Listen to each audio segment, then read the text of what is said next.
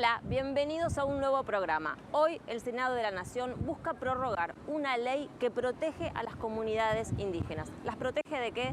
De ser desalojadas de los territorios que habitan. ¿Qué transformaciones culturales y legales necesitamos para que de una vez por todas los pueblos originarios sean parte de nuestra identidad? De eso vamos a hablar hoy y vamos a comenzar aquí, en la Plaza del Congreso, que es la gran caja de resonancia de lo que pasa enfrente en el Palacio Legislativo. Ayipunchao Tucuypa, Sachamanta Tonocotecani, Camache Ayu Guairarima, Yaitamanta Tonocoté Santiago Manta. Decía que soy Walter Barraza, de la comunidad Guairarima, del Consejo de la Nación Tonocoté Yutqui, e integrantes de Opinoa, organizaciones de pueblo indígena del NOA.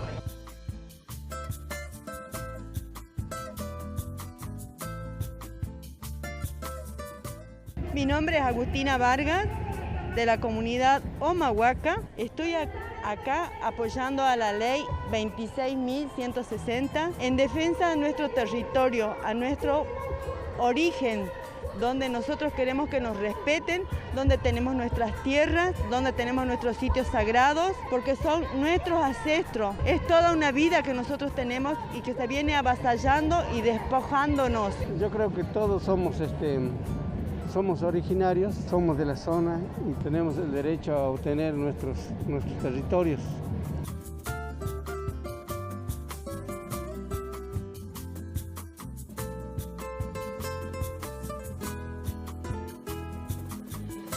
Bueno, hoy estamos acampando enfrente del Congreso de hace un par de días hasta que se prorrogue la ley 26.160 que releva los territorios de nuestras comunidades y frena los desalojos. Al día de hoy, esta ley que viene del 2006 se viene cumpliendo con muy poca voluntad política, porque solo se relevó y se protegió el territorio del 42% de cerca de las 2.000 comunidades que existen hoy hoy en Argentina. Para nosotros, los pueblos en el norte, es muy importante y a la vez urgente, ¿no? Ya que hay muchas comunidades que tienen orden de desalojo, por eso es la lucha constante para que se prorrogue nuevamente, para que también el Estado trabaje sobre la titularización de las propiedades comunitarias, ¿no? Que también estamos exigiendo.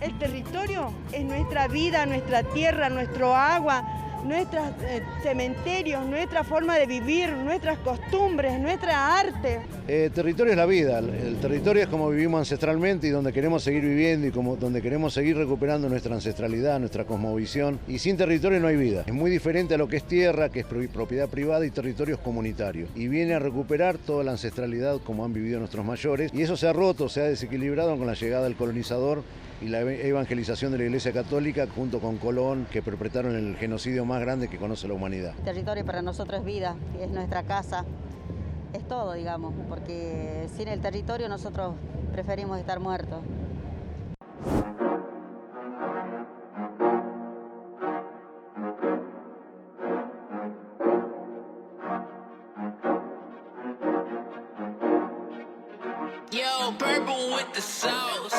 A diferencia de un mundo que se jacta de correr cada vez más veloz, los indígenas se valoran como pueblos que viven el tiempo largo. Esto refiere a su existencia ancestral, claro, pero también a que en los 500 años que llevan como sobrevivientes de la colonización, su historia está marcada por largas esperas de reivindicación.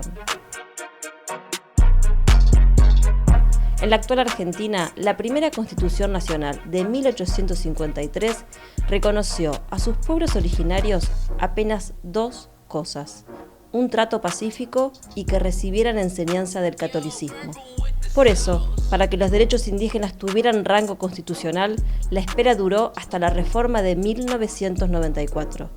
Desde entonces sí se les reconoce su preexistencia étnica y cultural, el respeto a su identidad y a una educación bilingüe e intercultural, su personería jurídica, la posesión y la propiedad comunitarias de las tierras que tradicionalmente ocupan, que reciban también otras tierras aptas para su desarrollo humano.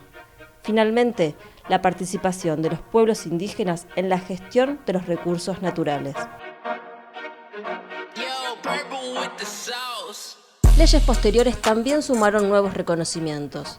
En 2001, aquella que habilitó la restitución de restos humanos, cráneos, en su mayoría, que estaban y que están todavía algunos en poder de museos o colecciones privadas.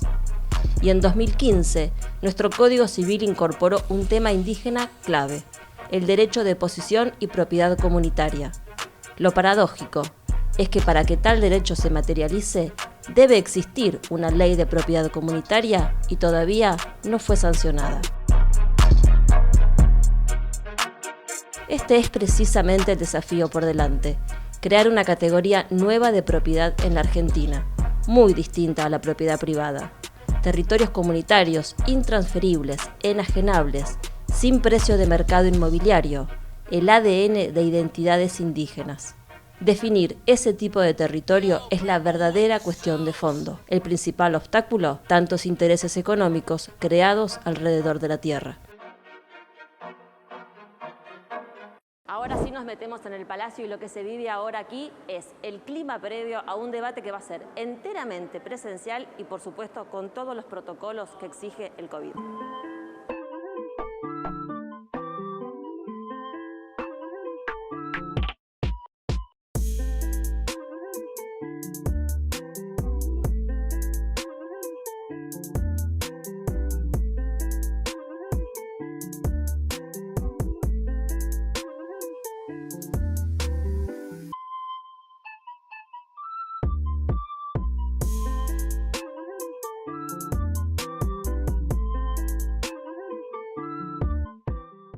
Las cosas que están sucediendo suceden porque esta ley no se llevó a cabo totalmente, solamente el primer artículo donde se prohíbe el desalojo, pero lo más importante es que se releven todos los habitantes milenarios que están en los lugares y esas tierras pertenezcan y pasen a manos comunitarias y así se resolvería esta situación.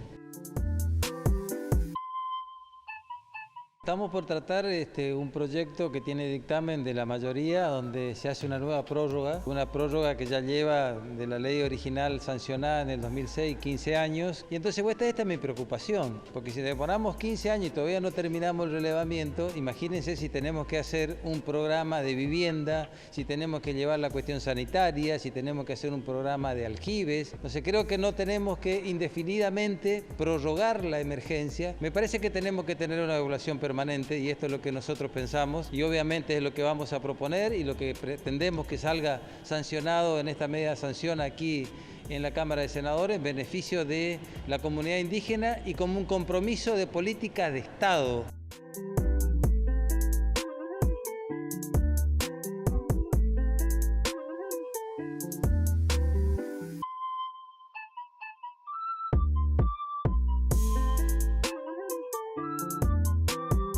Es un tema muy complejo, es un tema que tiene, yo le diría, algo más de 2 siglos de discusión y de debate en la República Argentina.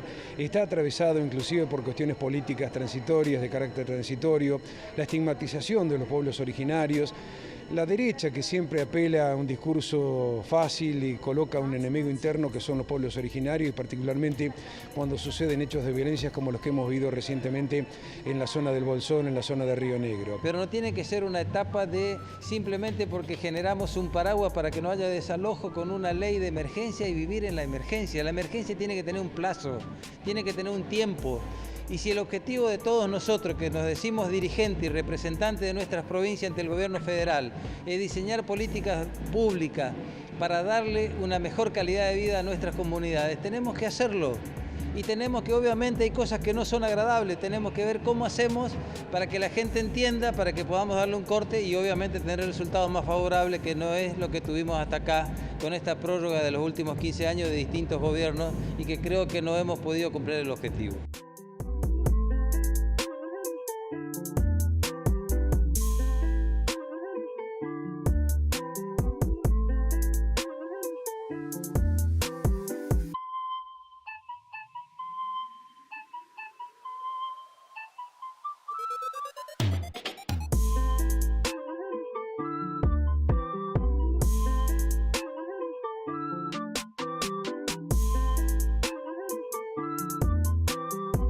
Nunca se ha terminado un trabajo responsable del Estado para otorgarle las tierras a ellos y que puedan dedicarse a su producción, a sus ancestros, con las cualidades de vida que tienen ellos en particular, ¿no es cierto? Que no son ni distintas a las nuestras, ni buenas ni malas, son otras, y que es lo que están reclamando en la actualidad.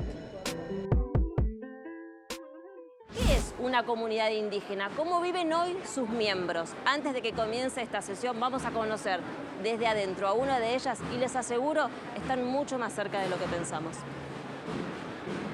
¿Dónde estamos, Cristina? Estamos en La Carolina, en el barrio 9, zona rural de Florencio Varela, y estamos más o menos a 40 kilómetros de Capital. Somos productores, productores familiares. Un grupo de 4 familias estamos en este predio, pero tenemos otros hermanos que están instalados alrededor, digamos. ¿Qué significa comunidad? Generalmente en otro espacio, en otro lugar, en el bosque, como guaraníes, es la familia, padre, madre y alrededor los hijos con los nietos, en general primos, primas. La comunidad es la familia ampliada. ¿Y qué lazos hay en esa, digamos, cuál es la identidad que tiene una comunidad? La identidad es la cultura. La cultura, es decir, es la forma de vivir, la forma de pensar, es decir, la ideología, la espiritualidad, la forma de alimentarse, es decir, la soberanía alimentaria que nosotros aplicamos en nuestra práctica diaria. Es decir, nosotros en este espacio, por ejemplo, no somos todos familia, pero sí compartimos la cultura, compartimos lo que sembramos, lo que comemos, está planificado. Entonces, como que esto es una preparatoria de una comunidad. Para poder ser comunidad hay que educar a las personas, hay que capacitarlas para poder ser solidarios, para poder ser atentos con los niños, con los ancianos, para respetar por sobre todas las cosas el pensamiento de cada uno. Tenemos que descolonizarnos, es decir, sacarnos de encima lo que trajo Colón. Trajo el individualismo, trajo el capitalismo, trajo la explotación, trajo, es decir, el ser egoísta. Ese proceso es largo, es decir, las culturas no se cambian así de un día para otro. Y a veces hasta pareciera que los que ya están capacitados parecieran tontos y muy desprendidos, pero en realidad no es eso, es que es un nivel de aprendizaje para ser indígena. Es decir, tenemos que reaprender. Nuestros hijos, nuestros nietos tienen que reaprender a ser indígenas. Nosotros hace 15 años que estamos instalados acá y 15 años que nos cuesta muchísimo lograr aprender a ser indios, aprender a ser indios. Es decir, no es fácil, no cualquiera se convierte en indio. Es decir, podemos ponernos la ropa de indígena, pero por ahí no pasa, pasa por el pensamiento. Bueno, ¿vamos a entrar a la Casa Grande? Sí.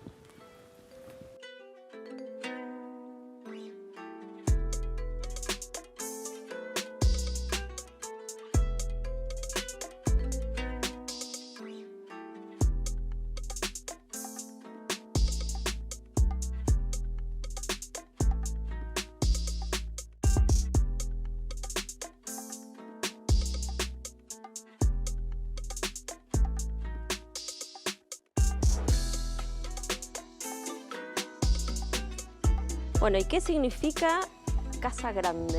La Casa Grande en realidad es el Oga Guazú, que dicho en guaraní. El Oga Guazú era como un lugar espiritual de resguardo de los niños y donde cuando los padres se iban a trabajar, es decir, sea a cazar o a recolectar frutos, quedaba una anciana cuidando a los niños. Y afuera, en la puerta, había un hombre y una mujer, miembros de la comunidad, que estaban autorizados por la comunidad como personas con cargo, con rango, digamos. Entonces, esas personas estaban no permitiendo que absolutamente nadie entre ni salga. Los guardianes del lugar. Los guardianes del lugar.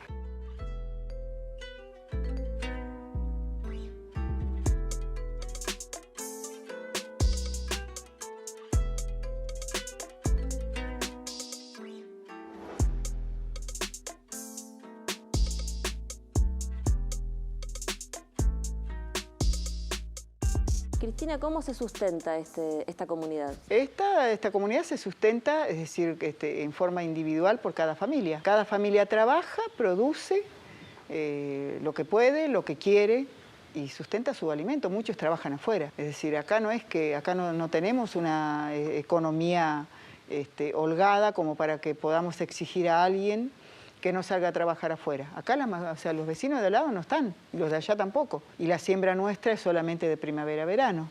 Y todavía para nosotros la primavera no empezó, porque recién estamos esperando la última helada para poder sembrar. ¿Cuándo empieza la primavera para ustedes? Para nosotros empieza después del 15 de noviembre, acá, en este lugar. Para los guaraníes, el año nuevo empieza el 21 de septiembre. No todo es igual, no somos como los occidentales, que sabemos que el 25 de diciembre es Navidad. Es decir, nosotros no corren así, esos son tiempos y espacios y costumbres, culturas de Europa, no las nuestras. ¿Cómo era tu vida antes?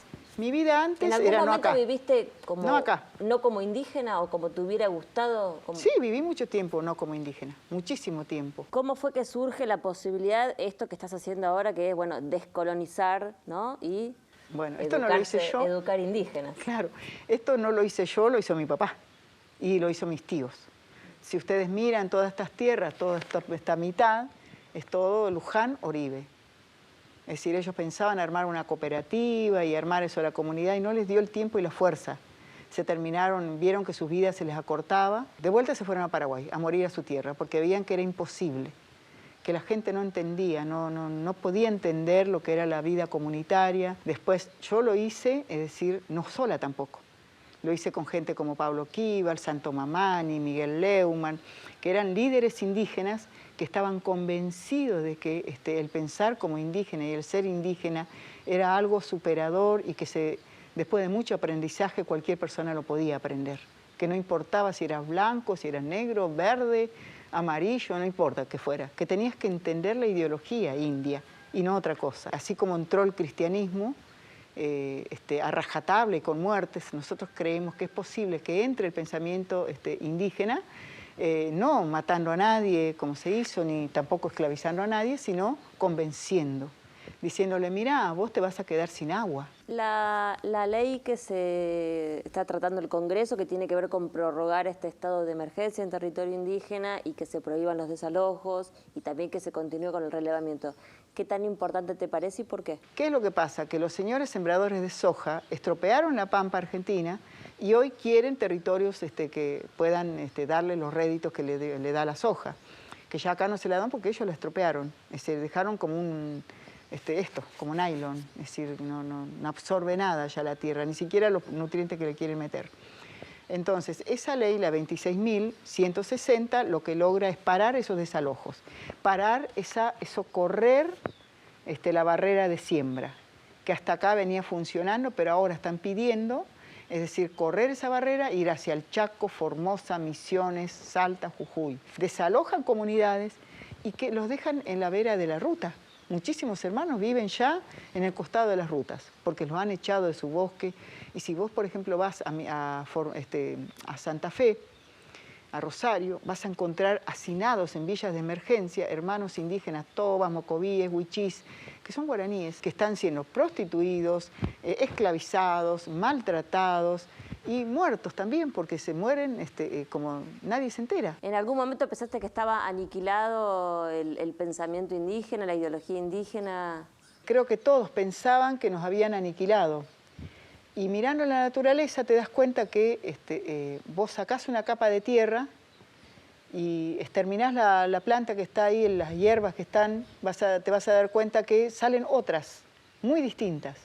Y volvés a sacar otra capa y salen otras distintas a su vez de esas. Entonces eso demuestra de que las semillas en la naturaleza están guardadas muy bajo tierra, en distintas capas, y que van a aflorar. Y lo mismo pasa con el pensamiento indio y con el indio. ¿Cuál es tu sueño, Cristina? Estás sembrando pensamiento indígena. ¿Qué tenés la ilusión, el sueño de que nazca de esa semilla? Y la ilusión mía que nazca de esa semilla es que se logre comprender que existe una vida buena, que existe la felicidad plena solamente en función de un sistema de pensamiento. Y que ese sistema de pensamiento es, para algunos partidos políticos, el futuro. Para nosotros es el pasado que nos arrebataron, pero que tenemos marcado en nuestro chip de que es posible ser feliz sin un Estado tan apremiante, tan exigente, tan lleno de comprar. Es decir, que hay una vida mejor. Mejor no, una vida linda, una vida buena hay. Porque mejor sería comparar con otro. Y no se debe comparar con otros. Es decir, cada uno tiene que ser pleno, feliz, es decir, con lo que puede conseguir. Gracias, Cristina. Gracias a vos. Volvemos al Senado, porque el recinto ya está sesionando y nosotros nos metemos ya de lleno en este debate sobre territorio indígena.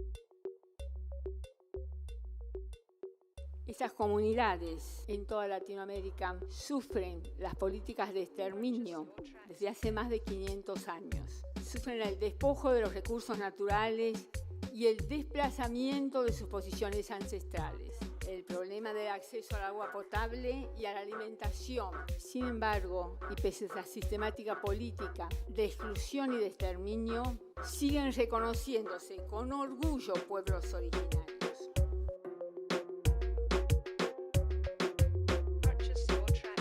Esta verificación no puede excluir la realidad que se está viviendo en el sur del país con la actuación de la organización RAM o Resistencia Ancestral Mapuche y la posibilidad de brindar excusas a esa organización para que prosiga con su actuar terrorista.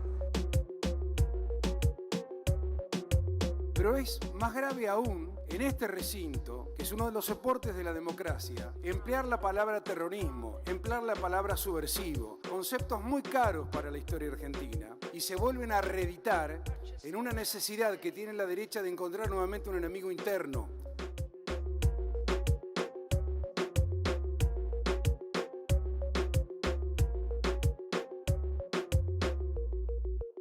Una falsa y mala aplicación de esta norma que nació con un sentido que compartimos con el Frente de Todos, que es proteger derechos ancestrales, pero que sin embargo, a la luz de este articulado y en los últimos 2 años, ha servido esta norma para cometer ultrajes y que la justicia no pueda actuar.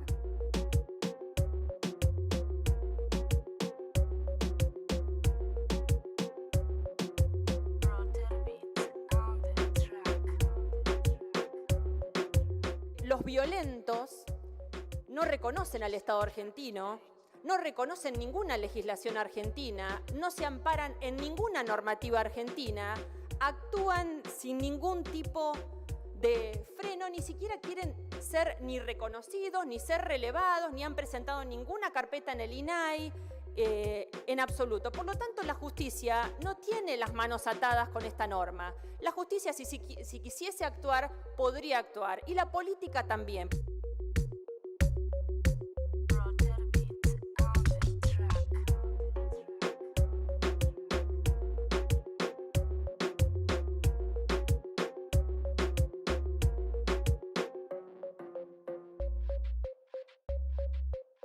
Con 43 votos afirmativos, 2 negativos, 7 abstenciones, resulta aprobado. Se comunica a la Cámara de Diputados.